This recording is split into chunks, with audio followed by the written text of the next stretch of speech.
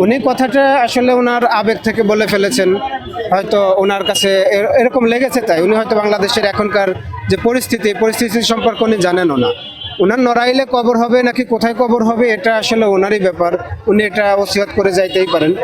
তবে 24 পরবর্তী সময়ে যদি কেউ এভাবে কাউকে ফরম্যাটে ঢুকায় যে না ইনি হচ্ছে ভালো আওয়ামী লীগ, ইনি হচ্ছে খারাপ আওয়ামী লীগ, এরকম যদি কোনো ফরম্যাটে ঢুকায় যদি আমাদের সামনে উপস্থাপন করতে চাই, সেটা ভালোর থেকে মন্দই হবে বেশি।